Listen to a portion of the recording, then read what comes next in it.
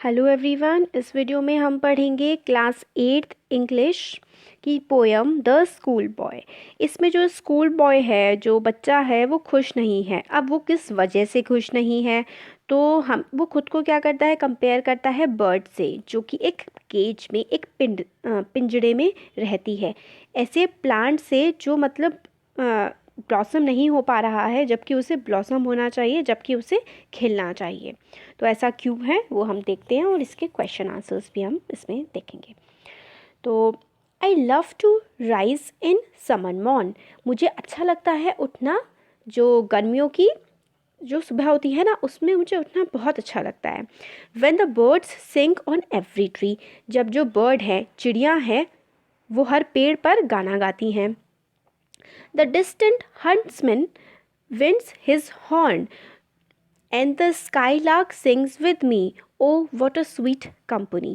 तो मेरे को सुबह उठना अच्छा लगता है गर्मियों के मौसम में, जब क्या होता है, जो चिड़िया हैं पेड़ों पे गा रही होती हैं, दूर हर्ट्समैन जो शिकार वगैरह करने लगते हैं, हंट्समैन विंड्स हिज हॉर्न, अपना जो सर पे जो हॉर्न सा होता है, वो होता है ना सींग टाइप के, वो हिलाते हैं। और sky lark sings with me, और जो चिड़िया वगैरह होती हैं वो मेरे साथ जो हैं गाना गाती हैं। तो मुझे बहुत ही ज़्यादा अच्छा लगता है, और उनकी जो कंपनी है ना, वो मुझे काफ़ी ज़्यादा पसंद आती है। Oh what a sweet company. तो मतलब मुझे उनकी जो कंपनी है वो काफ़ी ज़्यादा अच्छी लगती है, स्वीट लगती है, और सुबह का समय जो होता है वो मुझे बहुत ही ज़्यादा अच्छा लगता है।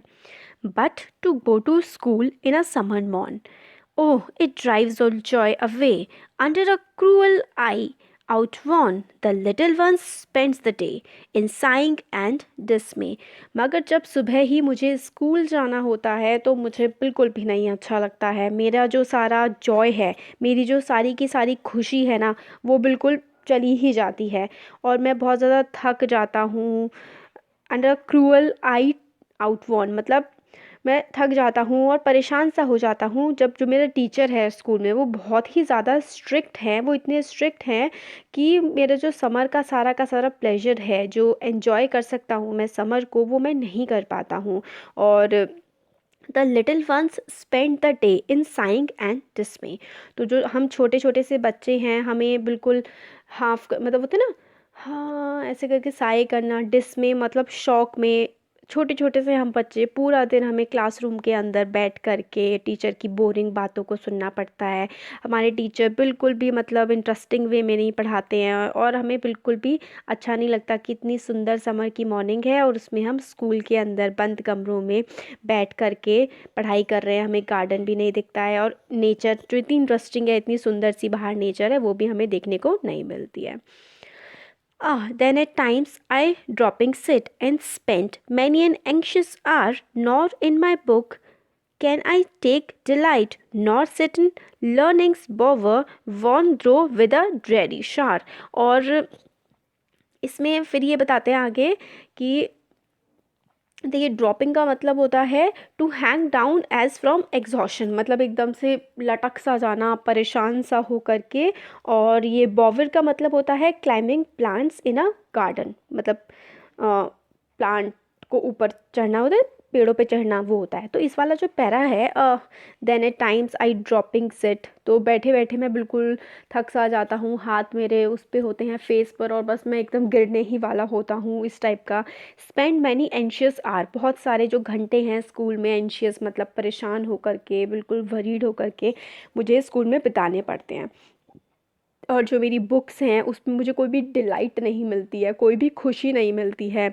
और nor sit in learning Bower, मतलब जो लर्निंग बॉवर का मतलब है, जैसे जो कि आप वो होते हैं ना क्लास में, ऐसा लगता है पढ़ाई की सीढ़ियाँ चढ़े जा रहे हैं, चढ़े जा रहे हैं, उसमें भी मुझे कोई इंटरेस्ट नहीं आता है।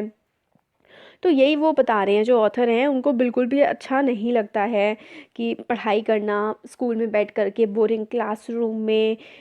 डियरी, ये डियरी का मतलब है, डियरी शार का मतलब हो गया कि जो अनइंटरेस्टिंग सा शावर जो मेरे ऊपर, बिल्कुल अनइंटरेस्टिंग सी, बिल्कुल बेरुखी सी, बेकार सी जो पढ़ाई मेरे ऊपर डाली जा रही है, वो सब मेरे को बिल्कुल भी अच्छा नहीं लगता है। ये वाला इसमें पैरा में बताया गया है।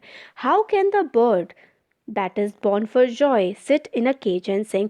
अब ऐसे मतलब एक जो बर्ड है वो किस तरीके से पिंजड़े में रह करके गाना गा सकती है, जो कि बनी है बाहर खुले आसमान में घूमने के लिए। How can a child when fears annoy but droop his tender wing and forgot his youthful spring। और किस तरीके से एक जो बच्चा है जिसको मतलब फियर्स अनॉय चिड़चिड़ापन और परेशान होकर के डर करके वो किस तरीके से पढ़ सकता है, और किस तरीके से जो उसका बचपन है यूथफुल स्प्रिंग है, वो अभी छोटा है, स्प्रिंग का मौसम है। और यूथफुल स्प्रिंग को आप कह सकते हैं एक बिल्कुल छोटी सी एज में जब उसको खुश रह कर के खेलना चाहिए या फिर इंटरेस्टिंग अच्छे अच्छे काम करने चाहिए, वो एक क्लासरूम में बंद हो करके बैठ करके अपने जो पंख हैं, अपने को बच्चे ने बर्ड से कंपेयर किया है। तो जैसे बर्ड के जो विंग्स हैं अगर उनको फैलने ना दिया जाए वो उड़ेगी कैसे, तो बच्चे के अगर विंग्स को आप लोग नहीं बढ़ने दोगे तो वो बच्चा आप उड़ेगा कैसे, वो बच्चा मतलब वो बच्चा चीज़ों को सीखेगा कैसे। ये वाला हमारा इस वाली लाइन में हमें बताया हुआ है कि जैसे जो बर्ड है वो खुले आसमान में ही घूम सकती है, खुश रह करके अपने सारे काम कर सकती है, ऐसे ही एक बच्चा भी खुले आसमान में या फिर बाहर खुली हवा में ही ज़्यादा खुश रह सकता है। एक क्लासरूम जो होता है ये बहुत ही फियर सा लाता है, चिड़चिड़ापन लाता है बच्चे में, और वो कैसे अपना जो है चीज़ों को वो कर सकता है और खुश रह सकता है। O mother and father, if birds are nipped and blossoms blown away, and if the tender plants are stripped of their joy in the springing day by sorrow and care's dismay, how shall the summer arise in joy or the summer fruits appear। तो इसमें ये बताया जा रहा है कि बच्चा अपने मम्मी पापा से कहता है कि अगर जो बर्ड्स हैं, जो वो होते हैं ना बर्ड्स, वो होता है फ्लावर से पहले जो बीज होता है, फ्लावर बनने से पहले या प्लांट बनने से पहले एक बड होती है उसमें, तो अगर बड को पहले ही मार दिया जाएगा तो जो पौधा है वो किस तरीके से खिलेगा। उसकी अगर सारी की सारी जो कवरिंग है वो हटा दी जाएगी तो वो ना ही खिल पाएगा, ना ही जॉयस, ना ही वो खुश रह पाएगा। एक स्प्रिंग का दिन है, इतना सुंदर दिन है, वो सौरों से, दुख से, डिस्मय से, मतलब बिल्कुल शौक से, परेशानी से आप क्यों भर रहे हैं। ये समर जो है ये इसमें जॉय का मौसम होता है, खुशी का मौसम होता है। समर में फ्रूट्स कैसे अपीयर होंगे, कैसे आएंगे अगर आप उनको बिल्कुल उगने की स्टेज पर ही अगर आप उनको मार डालेंगे।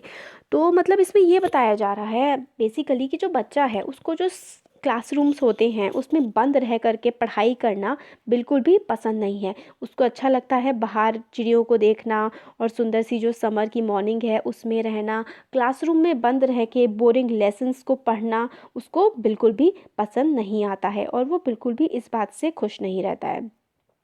वो ये चाहता है कि जैसे फिर अपने आप को वो एक बर्ड से कंपेयर करता है कि बर्ड अगर पिंजड़े में बंद रहेगी तो वो कैसे खुश रह पाएगी। तो इसी तरीके से आपने हमें जो पिंजड़े में बंद कर रखा है हम किस तरीके से खुश रह पाएंगे इसमें। ना ही उसको अपनी क्लासरूम में इंटरेस्ट आता है, उसके टीचर जो हैं वो बहुत ही बोरिंग तरीके से पढ़ाते हैं, उससे अपनी बुक्स भी अच्छी नहीं लगती हैं। फिर वो अपने पेरेंट्स से भी यही बात कहता है कि आप अगर हमें बाहर नहीं रहने दोगे, खेलने नहीं दोगे तो हम किस तरीके से चीज़ों को सीख पाएंगे। आपने तो सारा का सारा जॉय जो है हमारी लाइफ से निकाल लिया है, तो हम बढ़ कैसे पाएंगे। तो ये हो गई हमारी पोएम कंप्लीट। इसके ऑथर का नाम है विलियम ब्लेक। तो पहला क्वेश्चन है, फाइंड 3 और 4 words in stanza 1 that reflect that child's happiness and joy. तो चाइल्ड का हैप्पीनेस, उसका जॉय, उसकी खुशी किस चीज़ से रिफ्लेक्ट होती है। एक तो सॉन्ग ऑफ बर्ड्स, ये देखिए देख लेते हैं। तो I love to rise in summer morn, love to rise, birds singing, skylark sings और स्वीट कंपनी, है ना। ये सबसे sound of hunter's horn, skylark और सॉन्ग ऑफ बर्ड्स, ये सारे के सारे जो वर्ड्स हैं ये चाइल्ड की हैप्पीनेस को बताते हैं। In stanza 2 the mood changes, which words reflect the changed in mood. Stanza 2 में मूड जो है चेंज हो गया है, कैसे वर्ड से पता लगा है।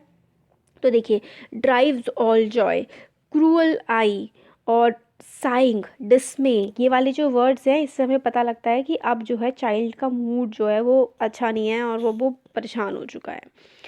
थर्ड है अ क्रूअल आई, जो स्टैंजर 2 में है वो किसको रिप्रेजेंट कर रही है। तो जो क्रूअल आई है वो रिप्रेजेंट कर रही है the dull uninspiring life at school which with lots of work and no play. जो थर्ड वाला ऑप्शन है ना वो है इसका। क्वेश्चन नंबर थर्ड का थर्ड ऑप्शन ही इसका करेक्ट आंसर है स्टेंजा 2 में, कि स्कूल की लाइफ बड़ी डल सी है, बड़ी बोरिंग सी है और सिर्फ काम काम करवाया जाता है, खेलने नहीं दिया जाता, तो बच्चे को अच्छा नहीं लगता है, ये है। फिर क्वेश्चन नंबर 4 है, not sit in learning's bower वॉट through with a dreary shower, which of the following is a cold close paraphrase of the lines above. तो जो फोर्थ वाला है, इन ऑप्शंस में से सबसे ज़्यादा अच्छा कौन सा फिट बैठता है इसका meaning nor sit in the learnings bower इस वाले में। तो इसका है फर्स्ट वाला, nor can I sit in a roofless classroom when it is raining. तो मतलब जैसे बारिश हो रही है या फिर बहुत ज़्यादा अच्छा सा मौसम हो रहा है, तो मैं कैसे किस तरीके से एक क्लासरूम में बैठ के, एक बंद क्लासरूम में जिसकी रूफ़ जो है वो बिल्कुल ढकी हुई हैं, ऐसे क्लासरूम में मैं कैसे बैठ सकता हूँ जब इतना अच्छा मौसम है, समर मॉर्निंग है और इतना प्यारा सा मौसम हो रहा है। ऐसे मौसम में मैं किस तरीके से अपने क्लासरूम में बंद बैठ सकता हूँ। Nor can I sit in a roofless classroom when it is raining, जब बारिश पड़ रही है या अच्छा मौसम हो रहा है तो मैं क्लासरूम में कैसे बैठ सकता हूँ। तो ये हमारे एक्सप्लेनेशन हो गया पोएम का और क्वेश्चन आंसर्स भी हो गए। Thank you.